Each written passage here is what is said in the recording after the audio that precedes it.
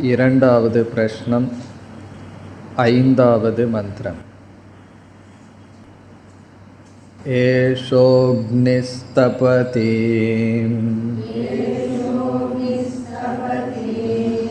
ஏஷ சூர்ய ஏஷ பர்ஜன்யஹ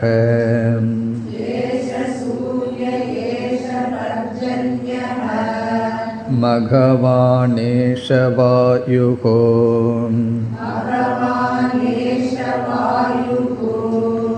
ஏஷ பிருதிவிரயிர்தேவः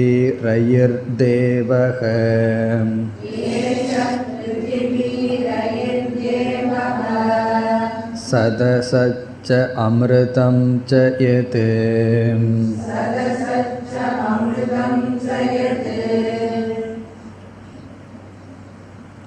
இரண்டாவது பிரஷ்னமானது பிராண தத்துவத்தை பற்றியது. ஒரு கதை மூலமாக அந்த கருத்து இங்கு கொடுக்கப்பட்டது. 5 இந்திரியங்கள், ஞானேந்திரியங்கள், பிறகு 5 கர்மேந்திரியங்கள், இவைகளெல்லாம் தன்னையே பெருமைப்படுத்தி கொண்டன. அப்பொழுது பிராணன் இந்த உடலை விட்டு சற்று வெளியேறும் பொழுது எந்த இந்திரியங்களினாலும் இந்த உடலுக்குள் தங்க முடியவில்லை. ஆகவே அனைத்து இந்திரியங்களும் பிராணனை வணங்கி நீங்களே உயர்ந்தவர்கள் என்று கூறுகின்றன. இந்த கதையின் மூலமாக பிராண தத்துவத்தினுடைய பெருமை புகட்டப்பட்டது. இப்போ இந்த கேள்வி என்னவென்றால், இந்த உடலை யார் தாங்குகிறார்கள், யார் பெருமைக்கு உரியவர், யார் தன்னுடைய பெருமையை பேசுகிறார்கள் என்றால் அனைத்திற்கும் பதில் பிராணக. அதை கூறி முடித்ததற்கு பிறகு 5வது மந்திரத்திலிருந்து 13வது மந்திரம் வரை, அதாவது இந்த 2வது பிரஷ்னம் முடியும் வரை வருகின்ற கருத்து பிராணஸ்துதிகி. பிராணத்தினுடைய ஸ்துதி, பிராண தத்துவத்தினுடைய பெருமை. இங்கு எப்படி ஸ்துதி செய்யப்படுகிறது என்றால், ஆரம்பத்தில் பிராணன் இந்த உடலுக்கு ஆதாரம், உடலை தாங்குகின்றது என்று கூறி, பிறகு இதே பிராணன் சமஷ்டியாக இருந்து அனைத்திற்கும் ஆதாரம் என்று சொல்லப்படுகிறது. வியஷ்டி பிராண வியஷ்டி சரீரத்திற்கு ஆதாரம், சமஷ்டி பிராணக சமஷ்டி பிரபஞ்சத்திற்கு ஆதாரம்.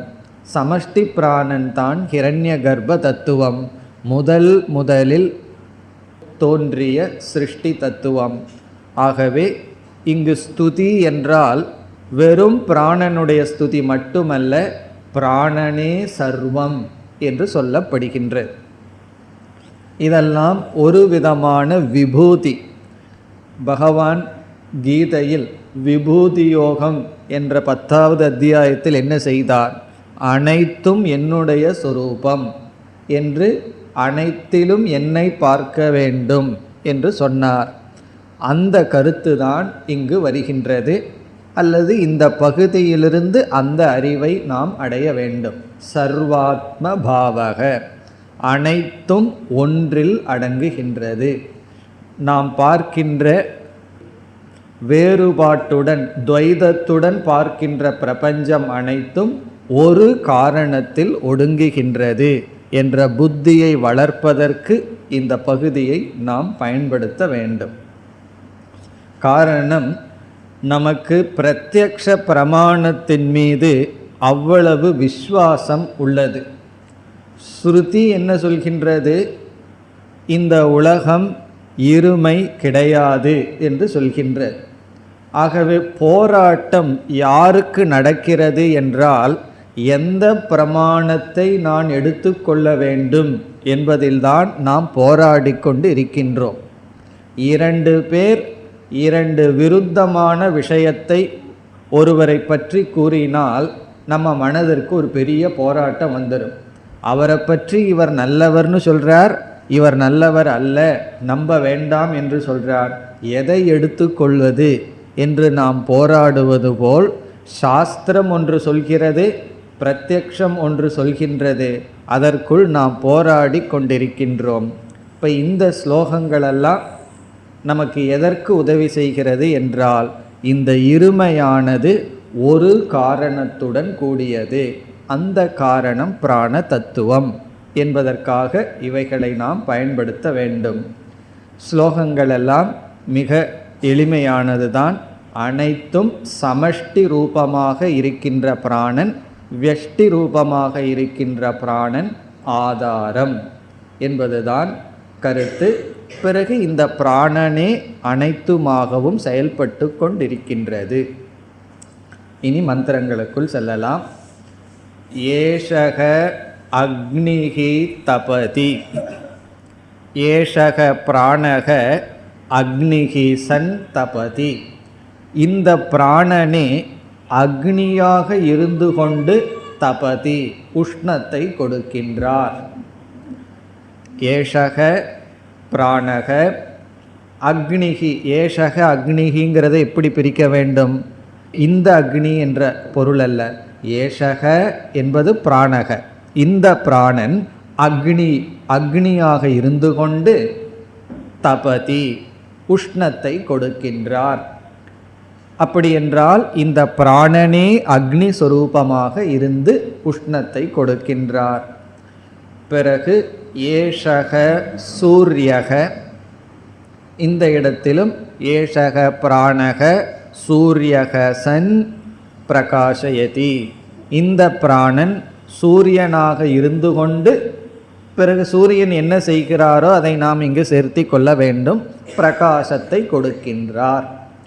அவரும் தபதி, அவரும் உஷ்ணத்தை கொடுப்பார். இங்கு பிரகாசத்தை கொடுக்கின்றவர். அப்போ இந்த பிராணனே சூரியனாக இருந்து பிரகாசத்தை கொடுக்கின்றார். ஏஷக பர்ஜன்யக. ஏஷக பர்ஜன்யக சன் வர்ஷதி. இந்த இடத்துல பர்ஜன்யகனா மழையை கொடுக்கின்ற மேகங்கள். இந்த பிராணன் மேகங்களாக இருந்து மழையை கொடுக்கின்றார் அல்லது மழை கொடுப்பவர். மகவான் ஏஷக வாயுகு. இந்த வாயுவாக இருக்கின்ற பிராண தத்துவம் மகவான். மகவான் என்றால் இந்திரக. இந்திரனாக இருந்து கொண்டு பாலயதி. இந்திரன் என்ன செய்யறாரோ அதை செய்கின்றார். இதெல்லாம் சர்வாத்ம பாவத்துக்கு அனைத்தும் பிராணன். அதுதான் 13வது மந்திரம் வரைக்கும் இதே கருத்து தான். ஆகவே சற்று நாம் வேகமாக செல்லலாம். இதில் தாத்பரியத்தை மட்டும் நாம் உணர்ந்தால் போதும். 2வது வரி ஏஷக பிருத்திவி. பூமியாக இருந்து கொண்டு நம்மை தாங்குகின்றார். பிருத்திவி சன் ஜெகதக தாரயிதா. இந்த ஜெகத்துக்கு ஆதாரமாக இருக்கின்றார். ரைஹி. இந்த இடத்துல ரைஹி என்றால் சந்திரக. சந்திரனாக இருந்து கொண்டு புஷ்யதி. ஸ்தாவரங்களுக்கெல்லாம் சக்தியை கொடுக்கின்றார். இப்போ ஏஷக தேவக. தேவக என்பது பிராணனை குறிக்கின்றது. ஏஷக தேவக பிராணக ரைஹி. சத சச்ச. சத் என்றால் மூர்த்தம், அசத் என்றால் அமூர்த்தம். ரூபமாகவும் ரூபமற்றவருமாகவும் இருக்கின்றார். சத் அசத் ச. இந்த இடத்துல அசத் என்றால் பிரத்யக்ஷ பிரமாணத்துக்கு கண்ணுக்கு தெரியாமல், அதாவது பிரத்யக்ஷம்னா குறிப்பாக கண்ணுக்கு தெரியாமலும் கண்ணுக்கு தெரிந்தும் மூர்த்தாமூர்த்தமாக இருக்கின்றார். பிறகு அமிர்தம் ச எது. எதுங்கிற சொல் பிரசித்தியை குறிக்கின்றது. பிரசித்தமாக இருக்கின்ற இந்த பிராணன் அமிர்தம். அமிர்தம் என்றால் இந்த பிராண உபாசனை செய்தால் அமிர்த பலனை நாம் அடையலாம் கிரமமுக்தி மூலமாக. ஏன்னா பிரம்மலோகத்துக்கு செல்லலாம், பிறகு கிரமமுக்தியை அடையலாம். அமிர்த பலனை கொடுப்பவர். இனி அடுத்த 6வது மந்திரம். அரா இவ ரதநாபௌ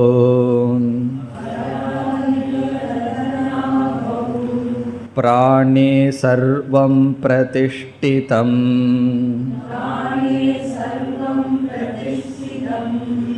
ரிச்சோ யஜுகும்ஷீம்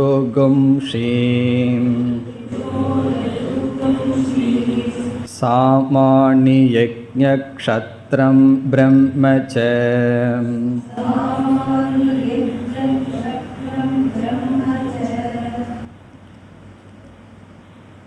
அரா இவ ரதநாபௌ பிராணே சர்வம் பிரதிஷ்டிதம்.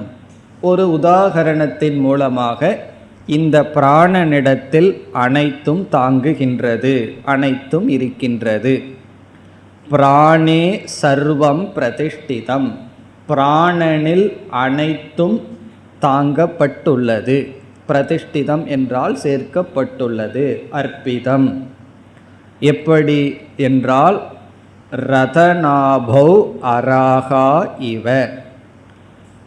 ரதநாபி என்றால் ஒரு சக்கரம் இருக்கின்றது, அந்த சக்கரத்தினுடைய மைய பகுதி ரதநாபி என்று சொல்லப்படுகிறது.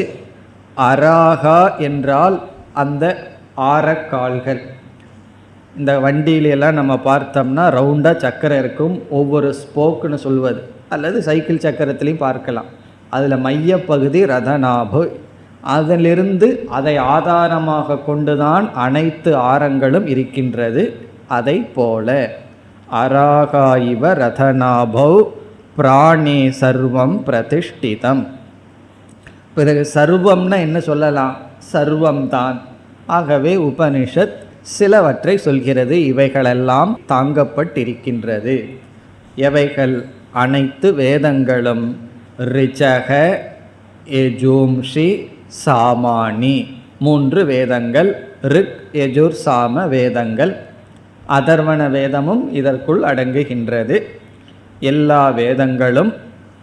பிறகு யக்ஞக, வேதத்தினுடைய முதல் பகுதிக்கு விஷயமாக இருக்கின்ற கர்மங்கள், எல்லா கர்மங்கள்.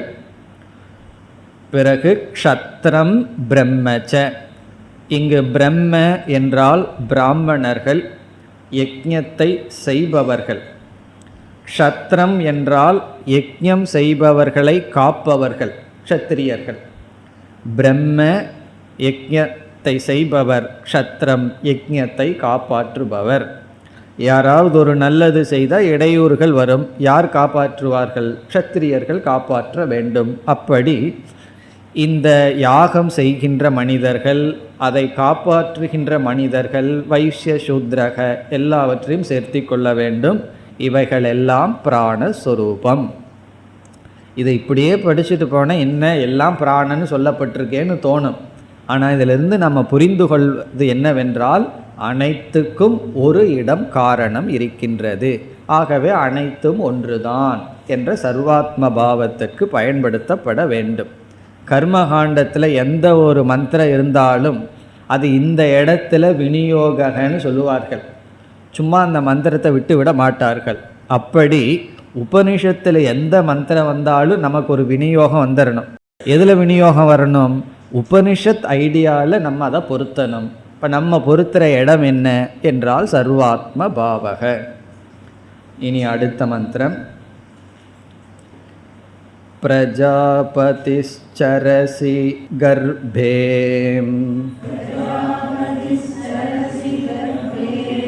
த்வமேவ பிரதிஜாயசே துப்யம் பிராண பிரஜாஸ்து இமா பலிம் ஹரந்தி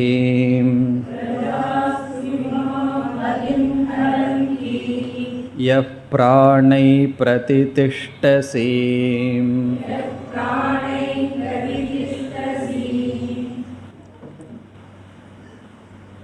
இந்த மந்திரம் நேரடியாக பிராணனை பார்த்து பேசப்படுகின்றது. பிராணனையே, பிராண தத்துவத்தை பார்த்து பேசுவது போல் அமையப்பட்டுள்ளது. அந்த பிராணனையே பார்த்து அந்த பிராணனுடைய பெருமையை கூறுகின்றோம். என்ன கூறுகின்றோம்? பிரஜாபதிஹி சரசி, நீங்கள் பிரஜாபதியாக இருந்து கொண்டு கர்ப்பத்தில், சரசி என்றால் கர்ப்பத்திற்குள் செல்கிறீர்கள். ஹே பிராண அப்படின்னு ஒரு இடத்துல இருக்கு, துப்பியம் பிராண, பிராணனை பார்த்து அழைக்கிறோம். ஹே பிராண, பிராண தத்துவமாக இருக்கின்ற நீர் பிரஜாபதிஹி என்றால் இங்கு தந்தை என்று பொருள். தந்தையாக இருந்து சரசி என்றால் அதற்குள் சஞ்சரிக்கிறீர்கள். கர்ப்பே, கர்ப்பத்தில். துவமேவ பிரதிஜாயசே, நீங்களே மீண்டும் பிறக்கிறீர்கள். துவமேவ, நீங்களே, பிரதிஜாயசே, பிறக்கிறீர்கள். இங்கு என்ன கருத்து கூறப்படுகிறது என்றால், தந்தையானவர் ஒருவன் திருமணம் செய்து அவன் குழந்தை பெறும் பொழுது சாஸ்திரம் கூறுகிறது அவனேதான் குழந்தை ரூபமாக பிறக்கின்றான். அடுத்த உபநிஷத்தில் பார்க்க போகிறோம், ஐத்திரேயத்தில் வரப்போகுது. ஒரு ஜீவனுக்கு 3 ஜென்மம் சொல்லப்படும். 3வது ஜென்மம் என்னவென்றால், அவனே தன்னுடைய மகன் ரூபமாகவோ மகள் ரூபமாகவோ பிறந்து கொள்கின்றான் என்று. அதுபோல பிராணனாகிய நீங்களே கர்ப்பத்திற்குள் சென்று நீங்களே மீண்டும் பிறக்கிறீர்கள். இப்போ என்ன பொருள்னா, இருக்கிறது ஒன்றுதான், உங்களையே நீங்கள் வேறாக மகன் ரூபமாக மகள் ரூபமாக பிறப்பித்து கொள்கிறீர்கள். அப்படி பிரஜாபதிகி என்றால் உற்பத்தி செய்பவராக இருந்து கொண்டு நீங்களே உற்பத்தி ஆயுள்ளீர்கள். படைப்பவரும் நீங்கள்தான், படைக்கப்பட்டவரும் நீங்கள்தான். ஈட்டர் அண்ட் ஈட்டன், சாப்பிட்றவரும் நீங்கள் தான், சாப்பிடப்படுவதும் நீங்கள்தான் என்பது போல பிரஜாபதியாக இருந்து கர்ப்பத்துக்குள் சஞ்சரித்து மீண்டும் நீங்களே பிறக்கிறீர்கள். பிறகு துப்பியம், உங்களுக்கு, ஹே பிராண, துப்பியம் உங்களுக்கு, பிரஜாகா இமாகா பலிம் ஹரந்தி. இமாகா பிரஜாகா, இங்கு பிரஜாகா என்ற சொல் இந்திரியங்களை குறிக்கின்றது. இமாகா பிரஜாகா என்றால் இந்த இந்திரியங்கள், நம்முடைய அனைத்து இந்திரியங்கள், பலிம் ஹரந்தி, உங்களுக்கு பலியை கொடுக்கின்றன. அதாவது இந்திரியங்கள் அந்தந்த விஷயத்தை நமக்கு மனசுக்கு கொடுக்கும் பொழுது இதெல்லாம் யாருக்கு போகுதான், கடைசியில் பிராணனுக்குத்தான் செல்கின்றது. ஆகவே எல்லா இந்திரியங்களும் பிராணனாகிய உங்களுக்கே ஆகுதிகளை, உணவுகளை கொடுக்கிறார்கள். கண் யாருக்காக பார்க்குது, காது யாருக்காக கேட்குதுன்னா இந்த லைஃப் பிராணனுக்காக. இப்போ இமாகா பிரஜாகா, இந்த எல்லா இந்திரியங்களும் பலிம் ஹரந்தி என்றால் பலியை உங்களுக்கு எடுத்து கொடுக்கிறது. இப்போ கண்ணு ரூபங்களை பிடிச்சு கொடுக்குது, காது சப்தத்தை பிடிச்சு கொடுக்குது, எல்லாம் யாருக்குன்னா உங்களுக்குத்தான். பிறகு நீங்கள் எப்படி இருக்கிறீர்கள் என்றால் இந்த எங்களான இந்திரியங்களுடன் இந்த உடலில் நீங்கள் தங்கி இருக்கிறீர்கள். யக பிராணைஹி பிரதிதிஷ்டசி, யக பிராணக, எந்த பிராணனாகிய நீங்கள், பிராணைஹி, இதெல்லாம் குழப்பமான சொற்கள். இந்த இடத்துல பிராணைஹினா இந்திரியைஹி என்று பொருள். இந்திரியங்களுடன் பிரதிதிஷ்டசி, நீங்கள் இந்த உடலில் வசிக்கிறீர்கள். இந்திரியங்களுடன் எவர் இந்த உடலில் வசிக்கிறாரோ அந்த பிராணனாகிய உங்களுக்கு இந்திரியங்களெல்லாம் பலிகளை கொடுக்கின்றன. இதனுடைய பொருள் என்னன்னா, எல்லா இந்திரியங்களும் பிராணனுக்காகத்தான் வேலை செய்து கொண்டு இருக்கின்றது, பிராணனுக்காகத்தான் உழைக்கின்றது. 8வது மந்திரம். தேவானாமசி வன்னிதமக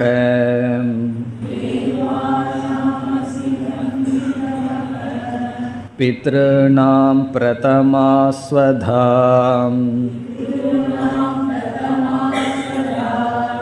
ரிஷீணாம் சரிதம் சத்யம் அதர்வாங்கிரசாமசீம்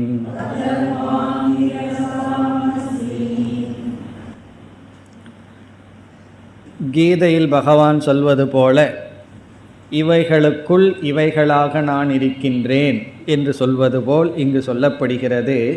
தேவானாம் அசி வன்னி தமக. தேவர்களுக்குள்ளேயே கொஞ்சம் பெரிய ஆள் யார் அப்படின்னு சொன்னால் அக்னி தேவன். காரணம் என்ன? மற்ற தேவராவது கொஞ்சம் பரவாயில்ல, அக்னி சுட்டு வச்சிருவார், எரிச்சிருவார். ஆகவே வன்னி தமக, தேவர்களுக்குள் அக்னி தேவனாக நீங்கள் இருக்கிறீர்கள். தேவானாமசி வன்னி தமக. பித்ருநாம் பிரதமா ஸ்வதா. பித்ருக்களுக்கு கொடுக்கின்ற முதல் ஹவிஸாக நீங்கள் இருக்கிறீர்கள். நாந்தி என்ற ஒரு ஸ்ரார்த்தம் இருக்கின்றது. அதில் பித்ருக்களுக்கு கொடுக்கின்ற, முன்னோர்களை வழிபடுகின்ற ஒரு விதமான ஸ்ரார்த்தம் அல்லது யாகம், அதில் கொடுக்கின்ற முதல் ஹவிஸாக நீங்கள் இருக்கின்றீர்கள். ரிஷீனாம் சரிதம் சத்தியம். ரிஷிகள் எதை பின்பற்றுகிறார்கள் என்றால் சத்தியத்தை பின்பற்றுகிறார்கள். யார் சத்தியத்தை பின்பற்றுகிறார்களோ அவர்கள் ரிஷிகள். அவர்கள் எங்கிருந்தாலும் எப்படி இருந்தாலும் சரி, அந்த ரிஷிகள் முக்கியமாக பின்பற்றுகின்ற சத்தியமாக நீங்கள் இருக்கிறீர்கள். வேல்யூவில் உபனிஷத் வந்து ரொம்ப முக்கியமாக கொடுக்குற வேல்யூ என்ன? சத்தியம். அந்த சத்தியமாக நீங்கள் இருக்கிறீர்கள். ரிஷிகளுக்கு உதாகரணம் சொல்லப்படுகிறது. அதர்வ அங்கிரசாம். இப்போ அதர்வக, அங்கிரஸ் முதலிய ரிஷிகள் பின்பற்றுகின்ற சத்தியமாக நீங்கள் இருக்கிறீர்கள். அதர்வாங்கிரசாம் சரிதம் ரிஷீனாம் சத்தியம். சரிதம்னா பின்பற்றுகின்ற. அதர்வக, அங்கிரஸ் முதலிய ரிஷிகள் பின்பற்றுகின்ற சத்தியமாக நீங்கள் இருக்கிறீர்கள். இதுதான் ரொம்ப கஷ்டம். என்ன, சில பேர் வந்து இந்த காலத்தில் சத்தியத்தை சொல்லி ஒரு ½ டே கூட பிழைக்க முடியாதுன்னு சொல்கிறார்கள். ஆனால் ரிஷியாக இருக்கணும்னா முதல் குவாலிஃபிகேஷன் என்னென்னா சத்தியம். அப்படி ரிஷிகள் பின்பற்றுகின்ற உத்தமமான மகாவரதமான சத்தியமாக நீங்கள் இருக்கிறீர்கள். இனி அடுத்த மந்திரம். இந்திரஸ்த்வம் பிராண தேஜசாம் ருத்ரோசி பரிரக்ஷிதாம் த்வமந்தரிக்ஷே சரசீம் சூர்யஸ்த்வம் ஜோதிஷாம் பதிஹீம்.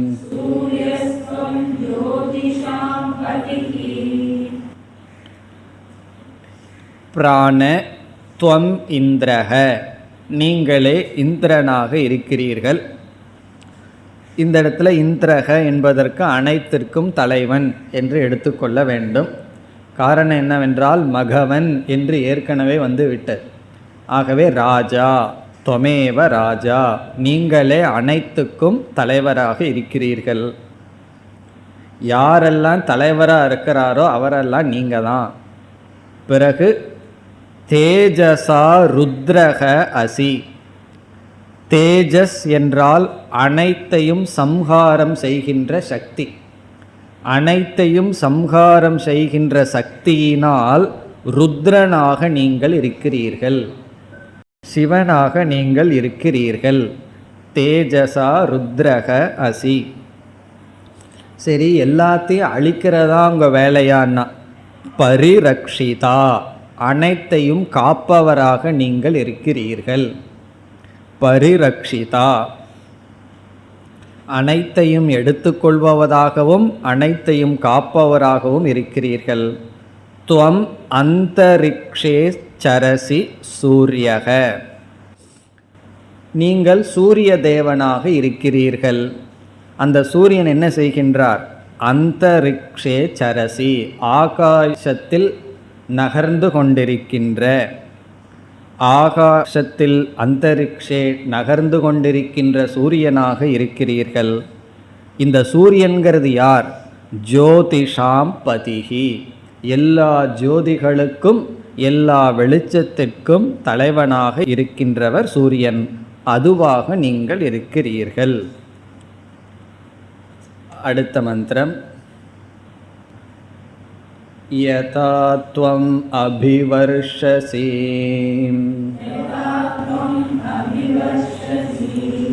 அத இமாः பிராணதே பிரஜாः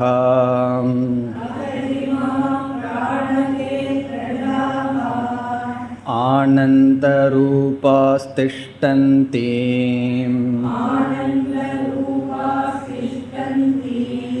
காமாய அன்னம் பவிஷ்யதீதி.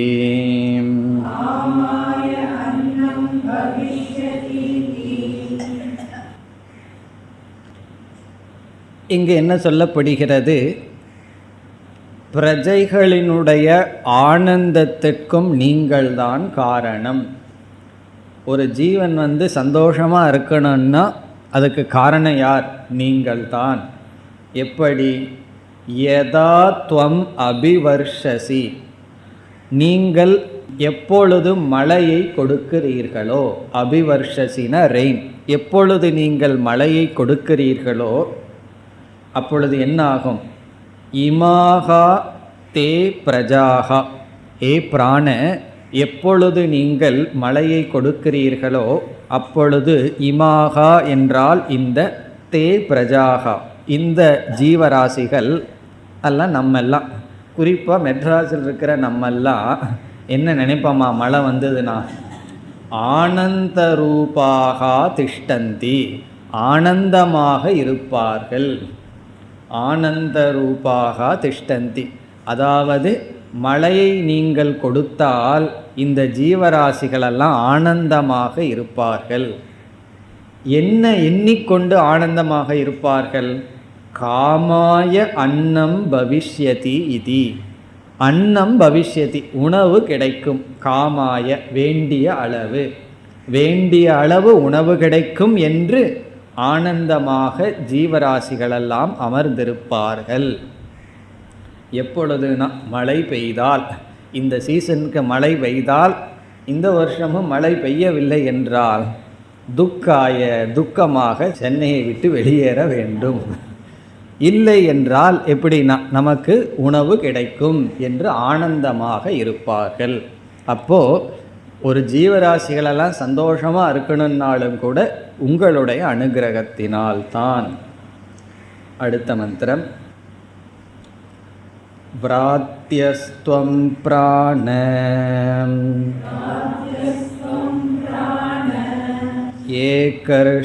ஏகர்ஷிரத்தாம் விஸ்வஸ்ய சத்பதிஹி வயமாத்யஸ்ய தாதாரஹ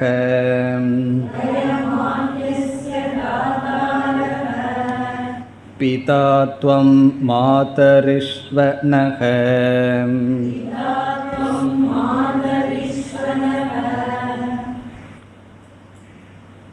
பிராண த்வம் வ்ராத்யக, ஹே பிராண தத்துவ, நீங்கள் வ்ராத்யக, நீங்கள் விராத்தியனாக இருக்கிறீர்கள். விராத்தியக என்பவன் யார் என்றால் சம்ஸ்காரம் அற்றவன். இப்போ ஒரு குழந்தை பிறக்கின்றது. அந்த குழந்தை பிறந்தால் அதற்கு செய்ய வேண்டிய சாஸ்திரிய சம்ஸ்காரங்கள் செய்ய வேண்டும். அப்படி செய்யப்படவில்லை என்றால், அதாவது சாஸ்திரப்படி ஒரு ஜீவன் செய்ய வேண்டிய சம்ஸ்காரத்தை அடையவில்லை என்றால் அவனை விராத்தியக என்று அழைப்பார்கள். சாஸ்திர சம்ஸ்காரம் அற்றவன், செய்ய வேண்டியதெல்லாம் செய்திருக்கணும், அந்த சம்ஸ்காரம் இல்லாதவனுக்கு விராத்தியக என்பது ஒரு இழி சொல், ரொம்ப கீழான சொல். சக விராத்தியகன்னு சொன்னால் அவனுக்கு எந்த விதமான சம்ஸ்காரமும் அற்றவன் என்பது பொருள். ஆனால் நிந்தாஸ்துதி அப்படின்னு சொல்லுவார்கள். நிந்தாஸ்துதின்னு சொன்னால் என்ன? சில சமயங்களில் நிந்தனைக்குரிய சொல்லை சொல்லி ஸ்துதி செய்தல். நிந்தனைக்குரிய சொல்ல சொல்லியே அவங்கள புகழ்றதுக்கு பெயர் நிந்தா ஸ்துதி. நீங்கள் தான் முதல் பிறந்துள்ளீர்கள், உங்களுக்கு முன்னாடி யாருமே பிறக்கலை, அப்போ யார் உங்களுக்கு சம்ஸ்காரம் எல்லாம் பண்ணுறதுக்கு? ஆகவே நித்தியமாக என்னைக்குமே சுத்தமாக இருக்கிறதுக்கு ஒரு பொருளுக்கு யார் தூய்மைப்படுத்தணும்? எதை நம்ம தூய்மைப்படுத்துவோம்னா எதில் அசுத்தம் படியுமோ, அசுத்தத்துக்கு வாய்ப்பு இருக்குமோ அங்கு தான் தூய்மைப்படுத்தணும். தூய்மையாகவே என்னைக்கும் இருக்கிற அசுத்தமே படியாத ஒன்றுக்கு யார் தூய்மைப்படுத்துகின்ற சம்ஸ்காரத்தை செய்வார்கள்? ஆகவே விராத்தியக என்றால் உங்களுக்கு எந்த சம்ஸ்காரமும் கிடையாது. காரணம் என்ன? நித்திய சுத்தக. இப்போ விராத்தியக இஸ் ஈக்குவல் டு நித்திய சுத்தக, என்னைக்குமே தூய்மை ஆனவர் நீங்கள். இதை நம்ம போன வகுப்பில் பார்த்தோம். இந்த எல்லா இந்திரியங்களும் அசுத்தத்தையும் பார்க்கும், சுத்தத்தையும் பார்க்கும். பிராணந்தான் என்னைக்குமே சுத்தமாக இருக்கும். ஆகவே நம்ம இந்திரியம்னு நினைச்சோம்னா சில சமயம் நம்ம அசுத்தமானவன், சில சமயம் சுத்தமானவன் நினைக்கிறோம். பிராணன்னு நம்ம நினைச்சோம்னா என்னைக்குமே நாம் சுத்தமானவர். அப்படி ஆல்வேஸ் என்னைக்குமே சுத்தமானதைத்தான் விராத்தியக என்று இங்கு சொல்லப்படுகிறது. இதெல்லாம் திட்டுறதுக்கு பயன்படுத்துகிற வார்த்தை. ரிலீஜியஸாக யாரையாவது திட்டணும்னு சொன்னால் விராத்தியகன்னு சொல்கிறது. இது எதுக்கு இங்கே பயன்படுத்தப்படுகிறது? புகழ்ச்சிக்கு பயன்படுத்தப்படுகிறது. அதனால் என்னென்னா, வேதாந்தம் படித்ததற்கப்புறம் யாரெல்லாம் நம்ம நிந்திக்கிறாங்களோ அதை நம்ம நிந்தாஸ்துதியாக பாவிக்கிறோம். என்ன அப்படி நிந்திக்கிறார்கள் என்ன, என்னை அப்படி புகழ்கிறார்கள் அப்படி புரிஞ்சுக்கணும். பிறகு ஏக ரிஷிகி. ஏக ரிஷிகி என்பது அதர்வண வேதத்தில் இருப்பவர்கள் பயன்படுத்துகின்ற அக்னிக்கு பெயர். அதர்வண வேதத்தை சார்ந்தவர்கள் பயன்படுத்துகின்ற அக்னிக்கு ஏக ரிஷி என்று பெயர். அந்த ஏக ரிஷியாக நீங்கள் இருக்கிறீர்கள். இருந்து என்ன செய்கிறீர்கள்? அத்தா. அத்தா என்றால் சாப்பிடுபவர். அந்த அக்னியாக இருந்து ஹவிஷை சாப்பிட்டு கொண்டு இருக்கிறீர்கள். ஏகரிஷிகி சன் ஹவிஷக அத்தா. ஏகரிஷியாக இருந்து கொண்டு ஹவிஷை உட்கொள்கிறீர்கள். விஸ்வஸ்ய சத்பதிகி. இந்த உலகத்துக்கு என்றும் உள்ள இருப்பாக இருக்கிறீர்கள். சத்பதிகி என்றால் ரெண்டு பொருள் எடுத்துக்கலாம். நல்ல பதின்னு எடுத்துக்கலாம். அதாவது தலைவனாக இருந்தாலும் நல்ல தலைவராக இருக்கணும் அல்லவா? நீங்கள் இந்த உலகத்துக்கு நல்ல தலைவராக இருக்கிறீர்கள். அல்லது சத் சொரூபமான பதியாக இருக்கிறீர்கள். நீங்கள் தான் இந்த உலகத்துக்கு இருப்பை கொடுக்கிறீர்கள். எக்ஸிஸ்டன்ஸையே நீங்கள் தான் கொடுக்கிறீர்கள். பிறகு நாங்கள்லாம் என்ன பண்ணுறோமா? உங்களுக்கு ஹவிஸை கொடுத்து கொண்டு இருக்கின்றோம். வயம் ஆத்யஸ்ய தாத்தாரக. ஆத்யம் என்றால் இங்கு அதனீயம், சாப்பிடக்கூடியது. எதெல்லாம் சாப்பிடக்கூடியதோ அது ஆத்யம். இப்போ ஆத்யஸ்யன நீங்கள் எதெல்லாம் எடுத்துக்கொள்கிறீர்களோ அந்த ஹவிஷை வயம் தாத்தாரக, நாங்கள் உங்களுக்கு கொடுக்கின்றோம். இதெல்லாம் நம்மளுடைய பிராணனையே நம்ம பார்த்து இவ்விதம் பாவித்தல். பிதா துவம் மாதரிஷ்வ நக. ஹே மாதரிஷ்வ, பிராணனை பார்த்து அழைக்கின்றோம். ஹே மாதரிஷ்வ, இந்த ஆகாசத்தில் சஞ்சரிப்பவரே, நக எங்களுக்கு துவம் பிதா அசி, நீங்கள் தந்தையாக இருக்கிறீர்கள். அடுத்த மந்திரம். யாதே தனூர்வாச்சி பிரதிஷ்டிதா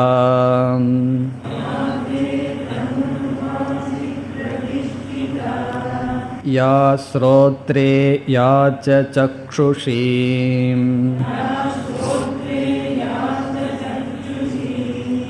யா ச மனசி சந்ததாம் சிவாம் தாம் குரு மா உத்க்ரமீஹி.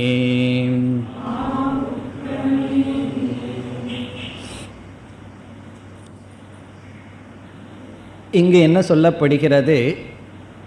வியஷ்டி பிராணனை எடுத்துக்கொண்டு ஒவ்வொரு விதமான பிராணனாக என்னுடைய உடலுக்குள் இருந்து கொண்டு இருக்கிறீர்கள் என்று சொல்லி நம்ம பிராணனை பார்த்தே ஒரு பிரார்த்தனை செய்யப்படுகிறது.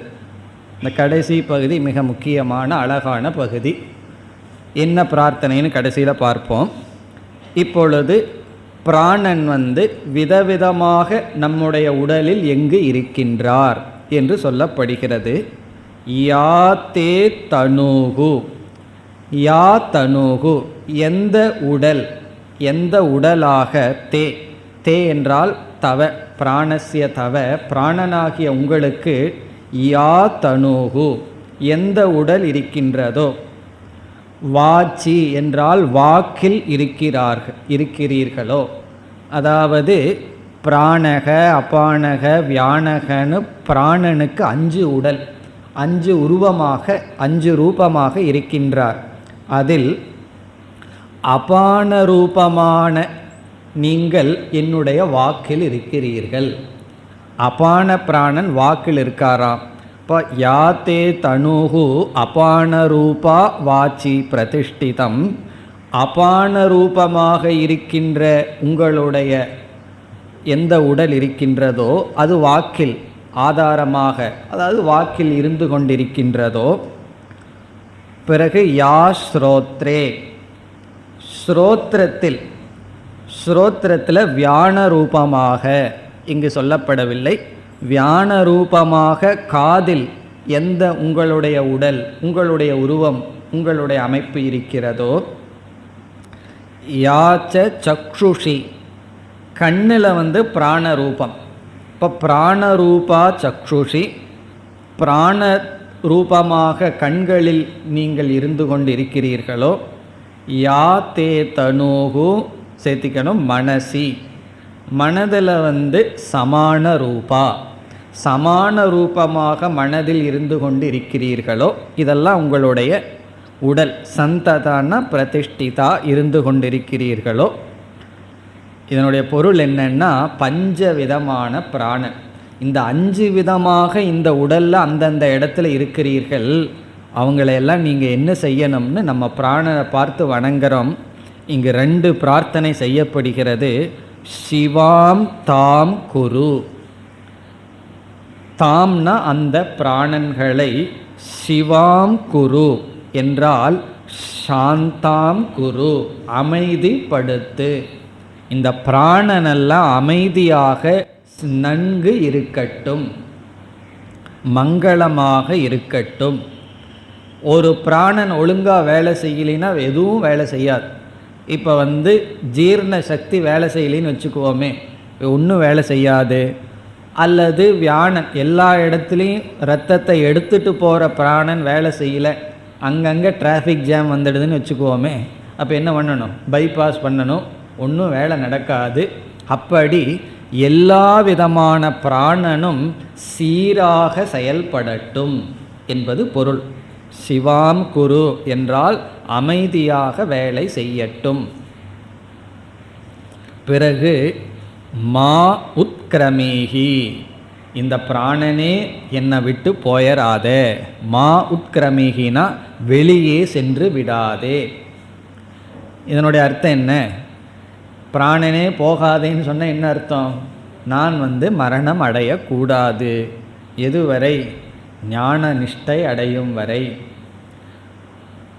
நம்ம உடலை எப்படியோ பயன்படுத்தியிருப்போம், வேதாந்தத்துக்குள்ளே வந்தவுடன் தான் அடடே நம்மளால் செய்ய வேண்டியது ரொம்ப இருக்கேன்னு தோணும்.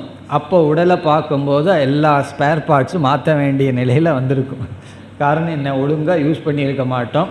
அப்போ தான் உடலினுடைய பெருமை தெரியும், லைஃபினுடைய பெருமை தெரியும், பிராணனுடைய பெருமை தெரியும். இந்த பிராணனுடைய பெருமை தெரிஞ்சாவே பாதி அல்லது முக்கால்வாசி ஆசனமையை விட்டு போயிடும். நம்ம சந்தோஷமாக இருக்கிறதுக்கு எத்தனையோ நிபந்தனைகளை விதிக்கிறோம். இது இருந்தால் நல்லாயிருக்கும், இது இருந்தால் நல்லா இருக்குன்னு. ஆனால் நம்ம எது இருக்கோ அதை நம்ம மறந்துடுறோம்.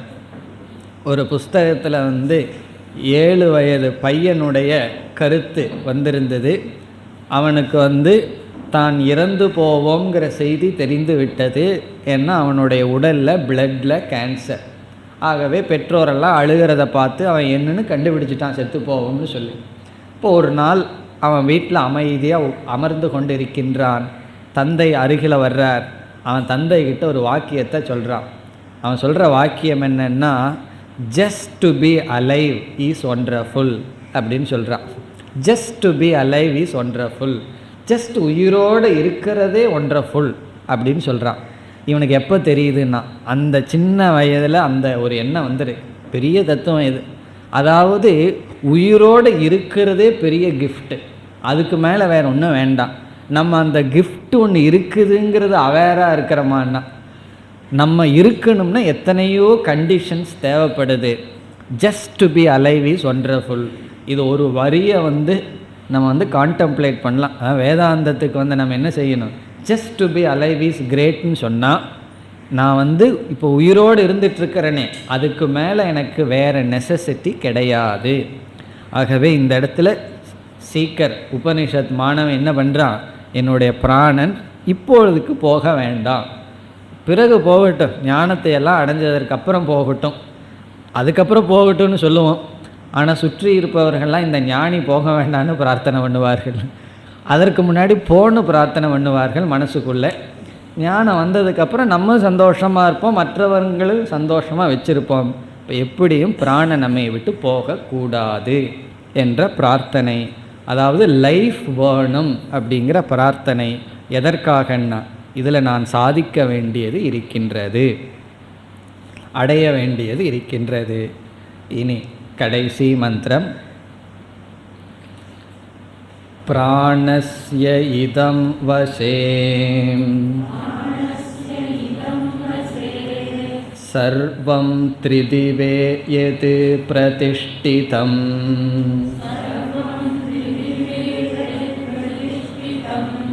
மாதேவ புத்ரான் ரக்ஷஸ்வ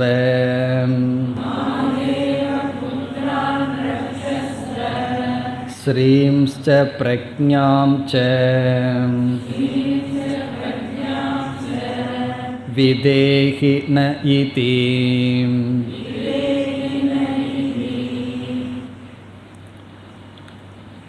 இங்கும் பிரார்த்தனை வருகின்றது. இந்த 5வது மந்திரத்தில் ஆரம்பித்தோம்னா இந்த 13வது மந்திரம் வரைக்கும் நமக்கு ஒன்று வந்திருக்கணும், சர்வாத்ம பாவம், இல்லைன்னா பொறுமையாவது வந்திருக்கணும் இதை கேட்குறதுக்கு. கடைசி 2 மந்திரத்தில் தான் நமக்கு நல்ல பிரார்த்தனைகள் வருகின்றது. இதற்கு முன் மந்திரத்தில் நம்ம பார்த்த பிரார்த்தனை கொஞ்சம் லைஃப் தொடரட்டும், வாழ்க்கை தொடரட்டும்.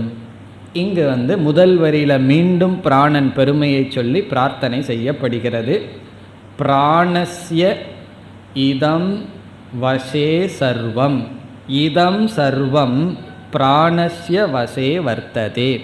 இதம் சர்வம், இவைகள் அனைத்தும் பிராணஸ்ய வசே, பிராணனுடைய வசத்தில் இருக்கின்றது. இங்கே எல்லாமே பிராணனுடைய வசத்தில் தான் இருக்குது. நம்ம எவ்வளவோ சம்பாரித்து வச்சுருப்போம், எல்லாம் யார் வசத்தில் இருக்குன்னா பிராணனுடைய வசத்தில். ஒருவர் ஏழையாக இருந்து ஒரு பெரிய கோடீஸ்வரன் ஆயிட்டார். எது வரைக்கும்னா இந்த பிராணன் இருக்கிற வரைக்கும். இந்த பிராணம் போயிடுதுன்னு சொன்னால் உடனே அந்த பக்கத்து ஸ்ட்ரீட்டில் நாயாக பிறந்தாகன்னு வச்சுக்குவோமே, என்ன பண்ண முடியும்? அந்த சொத்துக்கெல்லாம் வெளியே இருந்து தான் வேடிக்கை பார்க்க முடியுமே தவிர இதெல்லாம் அவர் வசத்தில் இருக்காது. அப்படி இவைகள் எல்லாமே உங்கள் வசத்தில் தான் இருக்குது. சரி, இவைகள் எல்லாமேவா அல்லது மற்ற லோகத்தில் இருக்கிற பொருளுமானா? அதுவும் தான்.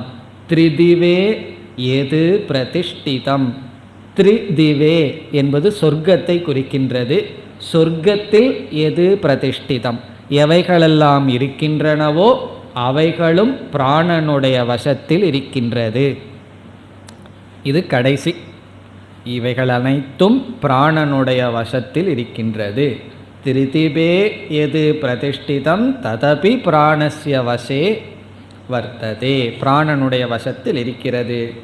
இனி கடைசி வரைக்கும் வந்தோம்னா அழகான பிரார்த்தனை. மாதா இவ புத்ரான் ரக்ஷஸ்வ, எங்களை காப்பாற்றுங்கள். ரக்ஷஸ்வன என்னை காப்பாற்றுங்கள். எப்படின்னா புத்திரான் மாதா இவ, தாய் குழந்தையை காப்பாற்றுவது போல. எக்ஸாம்பிள், எங்களை நீங்கள் காப்பாற்ற வேண்டும். எப்படி? தாய் குழந்தைகளை காப்பாற்றுவது போல நீங்கள் எங்களை காப்பாற்ற வேண்டும். சரி, என்னென்ன கொடுத்து காப்பாற்றணும்? ஃபஸ்ட்டு நீங்கள் இருந்தால் போதும், அது பெரிய காப்பாற்றுறது ஆகிறது. ஃபஸ்ட்டு என்ன வேணும்? லைஃப் வேணும், நீங்கள் இருக்கணும். ரெண்டாவது என்ன வேணும்? சரி, நான் இருக்கேன், எங்கே இருக்கேன்னா உன்னை போய் சேரியில் ஒரு குடிசையில் அமர வச்சுருக்கேன் அப்படின்னு சொன்னால் என்ன செய்வது? ஃபஸ்ட்டு நீங்கள் இருக்கணும். ரெண்டாவது எப்படி இருக்கணும்? எனக்கு என்ன கொடுக்கணும்? ஸ்ரீஹி ச. ஸ்ரீஹி என்றால் செல்வம், வெல்த், தேவையான செல்வம் எங்களுக்கு நீங்கள் கொடுக்க வேண்டும். ஸ்ரீஹி விதேகி நக. நகன எங்களுக்கு, விதேகி என்றால் கொடுத்தருள வேண்டும். எங்களுக்கு என்ன கொடுக்க வேண்டும்? ஸ்ரீ, வெல்த். அடுத்தது என்ன? பிரக்ஞாம், அறிவு, நாலேஜ், மெமரி, புத்தி. பிரக்ஞா என்றால் புத்தி. எங்களுக்கு பொருளையும் கொடுக்க வேண்டும், புத்தியையும் கொடுக்க வேண்டும், ஆயுளையும் கொடுக்க வேண்டும். இதுதான் பிரார்த்தனை. எங்களுக்கு ஆயுள் வேணும், பொருள் வேண்டும், புத்தி வேண்டும். புத்தி இருந்தால் தான் இந்த மூணையும் கேட்க முடியும். கொஞ்சமாவது புத்தி இருந்தால் தான். எப்படி பணம் சம்பாதிக்கணும்னா பணத்தை போட்டு தானே பணம் சம்பாதிக்க முடியும். அப்படி கொஞ்சம் புத்தி இருந்தால் தான் நல்ல விஷயத்தை கேட்டு நம்ம அடைய முடியும். இப்போ எனக்கு புத்தி வேணும்னு யாருனால கேட்க முடியும்? யாருக்கு புத்தியினுடைய பெருமையை கொஞ்சமாவது புரிஞ்சிருக்காங்களோ அவங்க தான் புத்தி வேணும்னு கேட்பார்கள். அப்படி எனக்கு அறிவு வேண்டும், பொருள் வேண்டும், ஜீவிதம் வேண்டும். எதற்குனா இதெல்லாம் வேதாந்தத்திற்காக. இப்போ இதில் ஃபஸ்ட்டு என்ன வேணும்னா ஆயுள் வேணும். தேவையான ஆயுள் நாங்கள் அந்த ஆயுளுடன் இருக்கணும். இரண்டாவது என்னவென்றால், இங்கு பொருள்ங்கிறதுக்கு ரெண்டு பொருள் இருக்கு. ஸ்ரீங்கிறதுக்கு ரெண்டு பொருள். ஒன்று, ஒருவனுடைய வாழ்க்கையில் அடிப்படை தேவைகளை பூர்த்தி செய்யறதுக்கே அவன் உழைக்க வேண்டியது இருக்கிறதுன்னு வைத்துக்கொள்வோமே. இவன் ஒரு லேபராக இருக்கான். ஒரு நாளைக்கு உழைச்சாதான் அன்னைக்கு சாயந்தரம் அவனால் சாப்பிட முடியும்னா அவன் எப்படி வேதாந்தத்துக்கு வர முடியும்? ஆகவே சில அடிப்படை வசதிகள் நமக்கு இருந்தால் தான் காலம் நமக்கு கிடைக்கும். பொருள் கையில் இருந்தால் தான் நமக்கு காலம் கிடைக்கும். அந்த காலத்தை வேதாந்தத்துக்காக நாம் பயன்படுத்த முடியும். ஆகவே வேதாந்தத்துக்கு வந்தவங்க ஃபஸ்ட்டு என்ன பண்ணணும்னா கொஞ்சம் சம்பாதிக்கணும். சம்டைம் சில பேர் ஸ்டூடெண்ட்ஸ் கிளாஸுக்கு வந்துடுவார்கள். இந்த 2-3 கிளாஸ் கேட்ட உடனே திடீர்னு வைராகியம் வந்துடும். உடனே என்ன சொல்லுவார்கள்? இனிமேல் நான் ஓவர் டைம் ஒர்க் பண்ணல, நம்ம சம்பாதிக்க விரும்பலை, இருக்கிறது போதுன்னு சொல்லுவார்கள். அவங்களுக்கு ஆசிரியர் என்ன சொல்லணும்னா, இருக்கிறது போதாது, கொஞ்சம் ஒழுங்காக சம்பாரிச்சிட்டு வான்னு சொல்லணும். காரணம் என்ன? முதல்ல அதுலேயாவது வெற்றியை அடைவாயான்னு பார்க்கணும். அப்படி பொருள் அவசியம். பொருள் ஓரளவுக்கு நமக்கு இருந்தால் தான், இதில் அண்டர்லைன் பண்ண வேண்டியது ஓரளவுக்கு வாழ்க்கைக்கு தேவையான அளவு இருந்தால் தான் நம்ம அடுத்ததற்கு முன்னேற முடியும். ஆகவே இங்கு பொருள் பிரார்த்தனை செய்யப்படுகின்றது. தைத்திரியோபனிஷத்திலே நம்ம படிச்சிருக்கோம். ஆவகந்தி ஹோமத்தில் முதல்ல பொருளை கேட்குறோம். அதற்கு பிறகு என்னென்னா, அறிவு இல்லாமல் பொருள் இருந்துடுதுன்னு சொன்னால் அழிவு மிக மிக குறுகிய காலம். ஒருத்தர் சீக்கிரம் பகவான் அழிக்கணும்னு முடிவு பண்ணிட்டார்னு என்ன பண்ணுவார்? அறிவை கொடுக்காமல் பொருளை கொடுத்துருவார். அதனால் பொருளுக்கு அப்புறம் உடனே என்ன கேட்கப்படுகிறது? பிரக்ஞா, அறிவு கேட்கப்படுகிறது. அதனால தான் சொல்லுவார்கள், இந்த மாடர்ன் எஜுகேஷன் ஹவு டு ஏர்ன்கிறத சொல்லி கொடுத்துருக்கு, நாட் ஹவு டு ஸ்பெண்ட். எப்படி பணம் சம்பாதிக்கணுங்கிற அறிவு சொல்லி கொடுத்தாச்சு, எப்படி பணத்தை செலவு பண்ணணுங்கிற அறிவு சொல்லி கொடுக்கப்படவில்லை. அதனால தான் எதுலேயோ செலவு செய்கிறார்கள். இங்கே பிரக்ஞான்னு சொன்னால் எப்படி இந்த பொருள் ஜீவிதம் பயன்படுத்த வேண்டும் என்ற அறிவு. நீங்கள் எனக்கு ஆயிலை கொடுக்கிறீர்கள், அந்த ஆயிலை எப்படி பயன்படுத்த வேண்டும், எதற்கு பயன்படுத்த வேண்டும், பொருளை கொடுக்கிறீர்கள், அந்த பொருளை எதற்கு எப்படி பயன்படுத்த வேண்டும் என்ற அறிவு. பரம புருஷார்த்தத்துக்கு சாதனமாக பயன்படுத்தப்பட வேண்டும் என்ற அறிவை கொடுப்பீர்களாக. சாத்திய சாதன ஞானம். எது வாழ்க்கையில் லட்சியம், அதற்கு என்ன சாதனம், அனைத்தையும் சாதனையாக பயன்படுத்துகின்ற அறிவை நக. இந்த இடத்துலையும் எனக்குன்னு கேட்கப்படவில்லை, எல்லாம் சாமி என்ன காப்பாற்றிக்கும், பக்கத்து வீட்டால் வேண்டாம், எனக்கு எங்களுக்கு எங்களுக்கு இவைகளை கொடுக்க வேண்டும். இப்போ இந்த பிரார்த்தனையுடன் இரண்டாவது கேள்வி முடிவடைகிறது. இதுவரைக்கும் நம்ம ஓரளவு கர்மகாண்டத்திலேயே இருந்தோம். இனிமேல் தான் வேதாந்தத்திற்குள் செல்ல இருக்கின்றோம். மூன்றாவது கேள்விக்கு செல்லலாம். இதனுடைய முகவுரையை இன்று பார்க்கலாம். அடுத்த வகுப்பில் மந்திரத்திற்குள் செல்லலாம். மூன்றாவது கேள்வியிலேயே ஓரளவு வேதாந்தம் ஆரம்பிக்கின்றது. 4, 5, 6 ஆத்ம தத்துவமெல்லாம் வர இருக்கின்றது.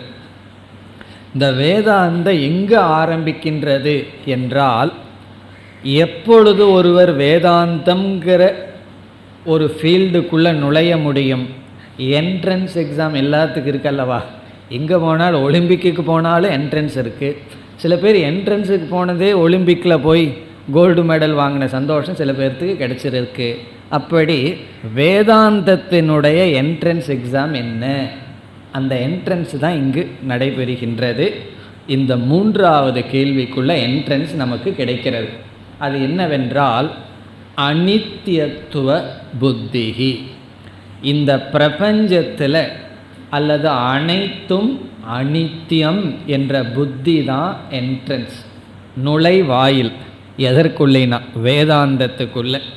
நம்ம வேதாந்தத்துக்குள்ளே வரணும்னு சொன்னால் ஃபஸ்ட்டு இந்த அறிவு ஸ்புரிக்கணும். என்னன்னா, எதெல்லாம் நான் பார்க்கிறனோ, எதெல்லாம் நான் அனுபவிச்சனோ, அனுபவிக்க போகிறனோ, இவைகள் அனைத்தும் அனித்தியம், நிலையற்றது என்ற புத்தியானது நமக்கு வர வேண்டும். அதாவது மித்யா, இவைகளெல்லாம் நாச யோக்கியம் என்று நமக்கு வர வேண்டும். அதாவது இவைகள் தோன்றுகின்றன, சில காலம் இருக்கின்றன, பிறகு மடிகின்றன. இந்த புத்தி நமக்கு வர வேண்டும்.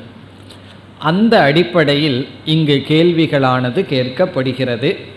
இந்த மூன்றாவது கேள்வியை கேட்கறதுக்கு வாய்ப்பு கிடைத்த மாணவர் என்ன பண்ணுறார், ஒரே மூச்சில் 6 கேள்வியை கேட்டு விட்டுறார். ஒரு கேள்வியை கேட்டு பேசாமல் இருந்துட்டா இனி ஒரு கேள்வி ஓவர்னு குரு பதில் சொல்ல ஆரம்பிச்சிடுவார்னு சொல்லி ஒரு மூச்சுக்குள்ளே என்ன பண்ணிடுறார், 6 கேள்விகளை கேட்கின்றார். ஆகவே இந்த மூணாவது கேள்விக்குள்ள 6 கேள்விகள் வருகின்றது. இந்த 6 கேள்விகளில் எல்லா கேள்விகளும் பிராணன் சம்பந்தப்பட்டது தான், பிராண சம்பந்தப்பட்ட கேள்வி. ஆனால் இதற்கு முன்னாடி 2வது கேள்விகளில் பிராணனுடைய மகிமை, பெருமை கூறப்பட்டது. பிராணந்தான் அனைத்துமா இருக்கார், பிராணந்தான் ஆதாரம், இவைகளெல்லாம் சொல்லப்பட்டது. இப்போ இந்த இடத்துல பிராணனுடைய குறையும் பேசப்படுகிறது. பிராணனுடைய முதல் குறை என்ன தெரியுமோ, இந்த பிராணனுக்கும் பிராண தத்துவத்துக்கும் ஜென்மம் இருக்கின்றது. ஹிரண்ய கர்ப்பனுடைய பெருமையும் பேசலாம். ஹிரண்ய கர்ப்பனுடைய குறை என்னன்னா, அவர் பிரதம ஜக, அவர் முதல்ல தோன்றியவர். அப்படின்னு என்ன, எதுக்கெல்லாம் ஜென்மம் இருக்கோ அதற்கெல்லாம் நாசம் இருக்கும். அது வஸ்து அல்ல, அது சத்தியம் அல்ல. காரணம் என்ன, தோன்றியதனால். ஆகவே இந்த மூன்றாவது சிஷ்யன் கேட்கின்றான், ஏதாதிருஷ மகிமை பிராணனுக்கு இருந்த போதிலும். இந்த 2வது சிஷ்யனுடைய பதிலை இவனு உட்கார்ந்து கேட்டுட்ருக்கார். இவர் 3வதாக கேள்வி கேட்குறவரும் 2வது கேள்விக்கான பதிலை கேட்டுட்டு மனசில் நினைக்கிறாராம், பிராணனுக்கு இவ்வளவு மகிமை இருக்குதுங்கிறது நான் ஒத்துக்கிறேன் தான், நான் இல்லைன்னு சொல்லவில்லை. இருந்தாலும் இந்த பிராணன் தன்னை பலவாக பிரித்து கொண்ட காரணத்தினால், பிளவுடன் கூடி இருப்பதனால் இதுக்கும் பிறப்பிருக்க வேண்டும் அல்லவா. ஆகவே எங்கிருந்து இந்த பிராணன் தோன்றியுள்ளது. இதுதான் முதல் 6 கேள்விகளில் வர்ற ஃபஸ்ட் அம்சம் என்னன்னா, பிராணன் எங்கிருந்து தோன்றியது. 2 பிராணன், சமஷ்டி பிராணன், வியஷ்டி பிராணன் எங்கிருந்து தோன்றியுள்ளது.